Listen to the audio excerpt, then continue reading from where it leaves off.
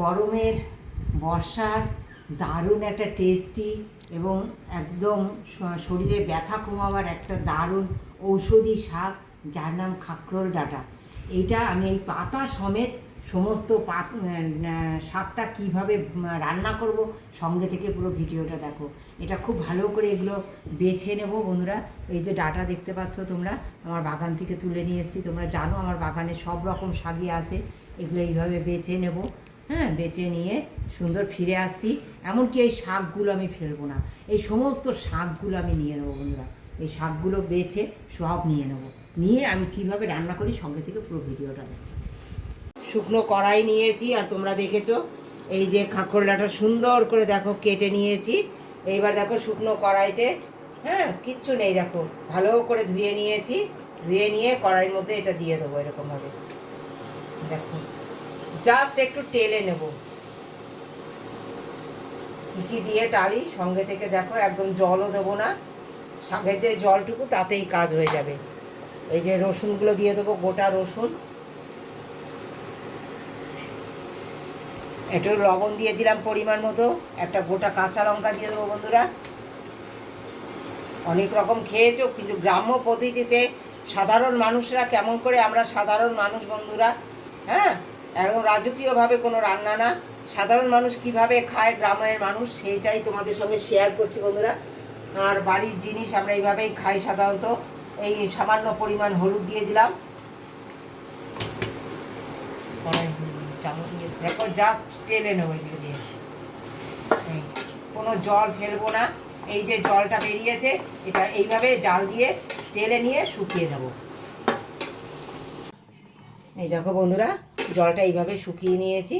কোনো কিছু ভাজাভুজি কিছু না, জাস্ট একটু টেলে নিয়ে এইবার দেখো শিলে দিয়ে দিয়েছি কালো জিরে, আর এইগুলো দিয়ে দেবো। সব কিছু দিয়ে সুন্দর করে দেখো, এই লঙ্কা, এই রসুন সব কিছু দিয়ে সুন্দর করে সবটা বেটে নেব। তারপর বেটে নিয়ে ফিরে আসছি। কালো জিরে নিয়েছি, কিচ্ছু দেবো না। আমরা গ্রামের সাধারণ মানুষ কিভাবে খাই সেটাই তোমাদের সঙ্গে শেয়ার করছি বন্ধুরা। কিন্তু খুব একদম গায়ের ব্যথা নিমিষের মধ্যে শেষ হয়ে যাবে তোমরা যদি এইভাবে খাও। কোনো রকম কিছু দেওয়ার প্রয়োজন হয় না, এতটাই সুস্বাদু হয় আর এতটাই উপকার হয়। এইভাবে খেলে পরে আশা করি তোমাদের খুব ভালো লাগবে। এরপরে এটাকে কি করে সুস্বাদু করব, হ্যাঁ, সেটা সঙ্গে থেকে পুরো ভিডিওটা দেখতে হবে বন্ধুরা। একদম স্কিপ করে চলে গেলে কিন্তু কিছুই বুঝতে পারবে না যে কীভাবে এটাকে সুস্বাদু করব আর হেলদি করব।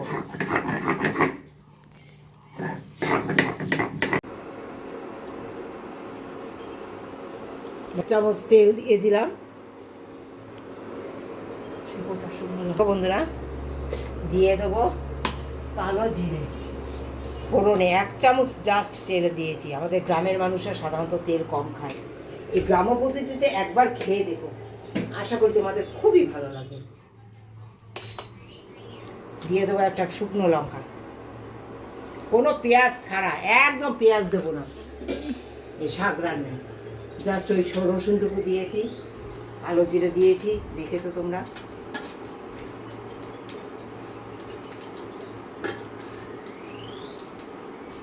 তো দেখো এই যে বেটে নিয়েছি সমস্ত শাকটা, এই বেটে নেওয়া শাকটা পুরো দিয়ে দেবো। তোমরা মিক্সচারে করে নিতে পারো, আমি শিলে করে নিয়েছি। আমি শিলে বেটেই খাই সাধারণত বন্ধুরা, তাতে সংসারে সাশ্রয় হয়, খেতেও ভালো লাগে। যতই পুরনো ব্যথা হোক না কেন বন্ধুরা, এইভাবে খেলে একদম ব্যথা দূরে চলে যাবে।